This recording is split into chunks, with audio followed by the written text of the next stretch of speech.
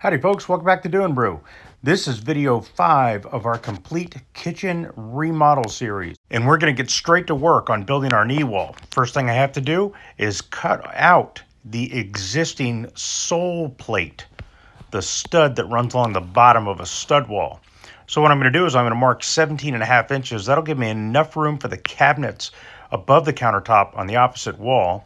I'm going to strike a square line, make a simple cut, and then a little bit of help with a pry bar, and that old sole plate comes right up.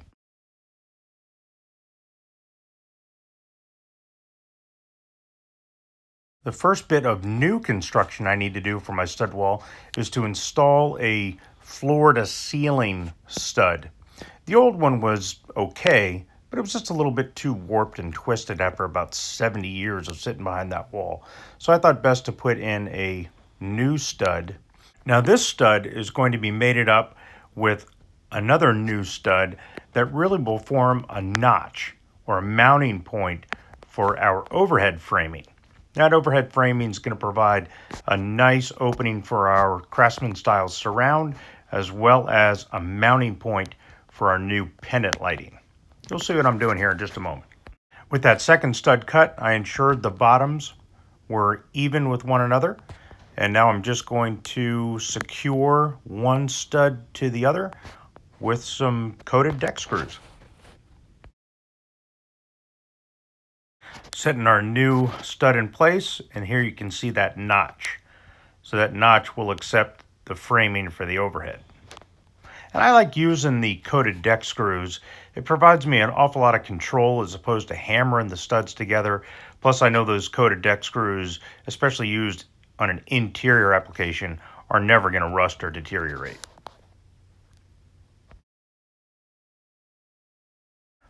Tapping the base of our stud into place and ensuring everything is plumb and true. Again, using the screws to secure the stud in place.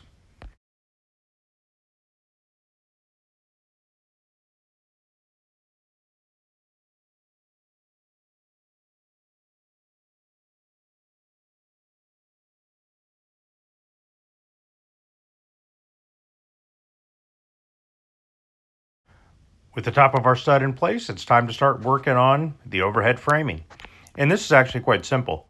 I'm just building a ladder out of this 2x4 stud material I have, cutting multiple pieces to approximately 9 inches with the stud on top and bottom. That will yield an overhead of just about 12 inches high, which is exactly what I'm looking for.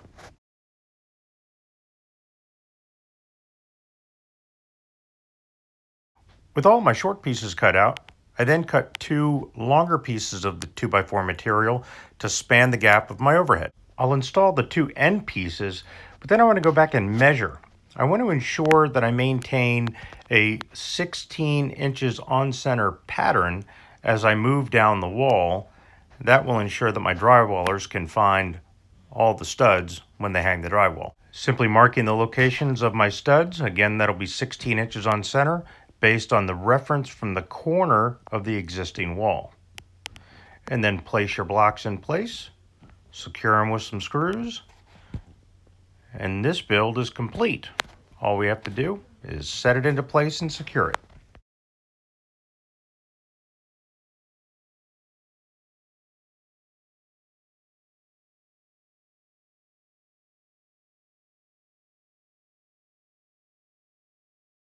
And with a little bit of coaxing from the hammer, our overhead framing slips nicely into place. And you can see how that notch provides a nice mounting point, as well as keeping things nice and true and level while you secure it.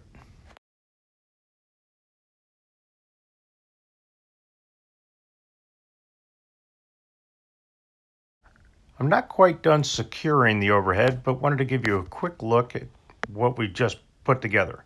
This, of course, is the power feed for our pendant lighting over our Peninsula countertop.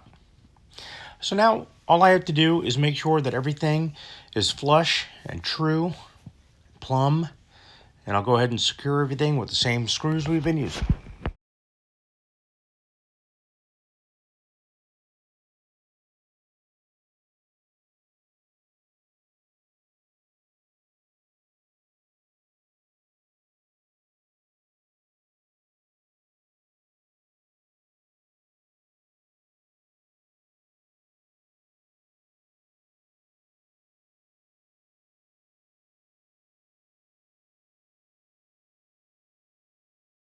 And we're done with our overhead framing. And let me tell you, it's solid. Solid enough for me to knock out a quick 10 here during a quick PT break here at the job site. Ah, and Alex grabbed the tripod. He's fired. All right, back to work. Next thing we got to do is mark the locations for and install the mounting brackets for our pendant lights. Just a simple process of figuring out where you want center to be and how you want your lights suspended over your peninsula. Marking the location, drilling a couple of holes for the wire feeds, and mounting the brackets.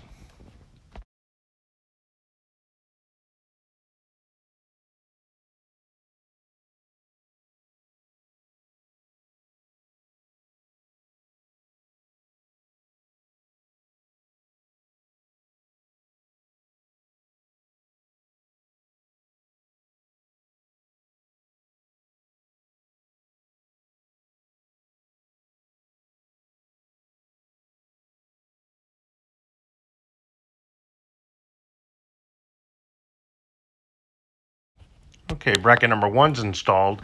Now I just roughed in the wire during the electrical phase. Now I just have to get it over to the location of our second mounting bracket. So as you've seen me do before, drilling some holes through the studs, pulling our 15 amp wire through.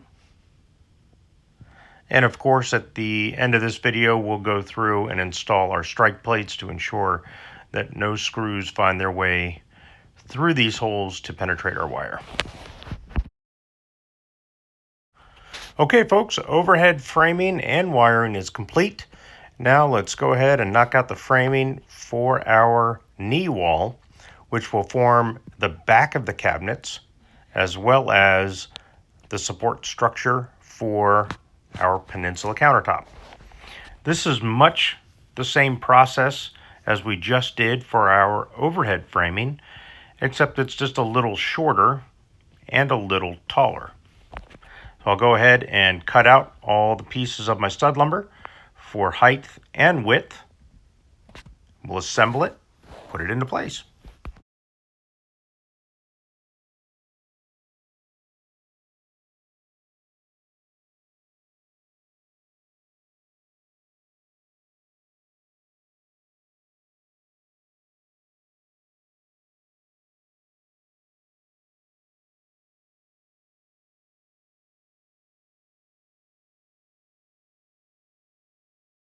And this is the last piece we have to cut out.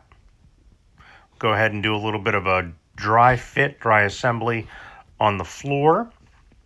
And you'll notice that when we put this together, the studs are kind of pushed together there on the end. Well, again, that's to maintain 16 inches on center for all of our studs coming out from the corner. That way our drywallers can find the studs. Alex is just finishing up installing a little bit of Loctite for interior framing on our studs, just to help give a little bit of extra grab when we secure everything. All right, now we're going to begin to secure our studs, make sure everything is true and square.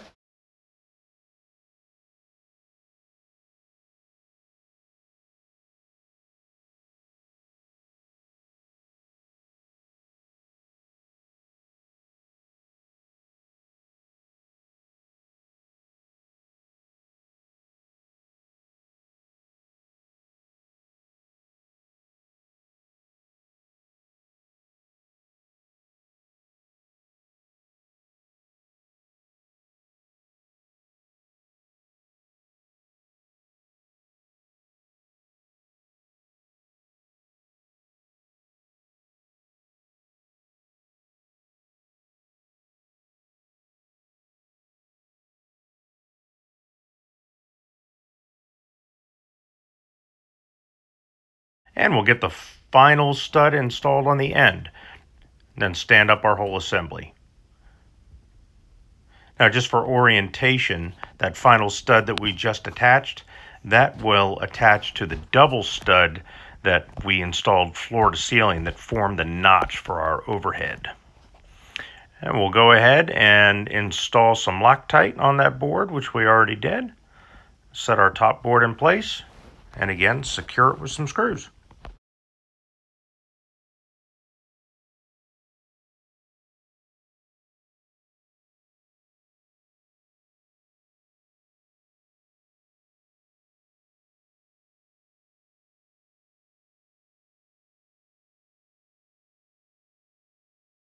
And with our knee wall assembly complete, we're going to apply some Loctite to the joining members where our knee wall will be set into place. Set our knee wall in place, and then go back and secure it with some screws.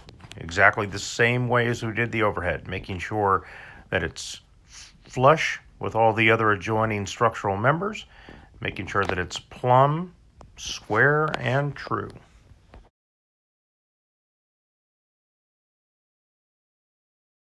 Now that we have our knee wall attached with a couple of screws, we want to ensure that it's very secure. So we're going to secure the sole plate with some lag screws. So as you saw, Alex traced back from a chalk line on top of the subfloor plywood, which marks the location of the stud. He's pre-drilling, and then we'll install some 4-inch lag screws that will ensure that this knee wall is securely attached to the joist members below.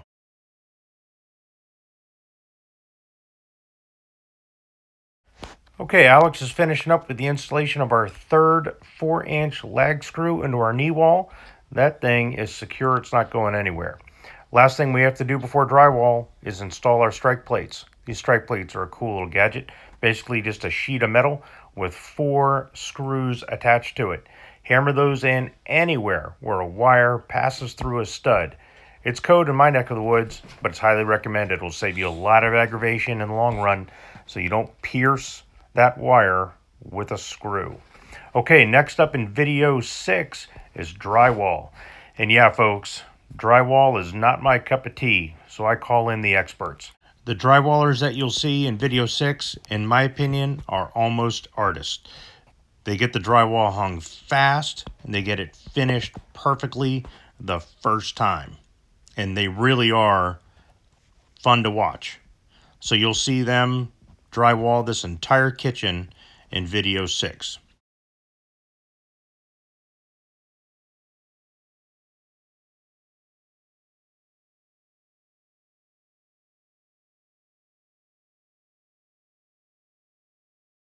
Following drywall is video 7, the painting video, where you'll see me put 2 coats of primer on the walls and ceiling.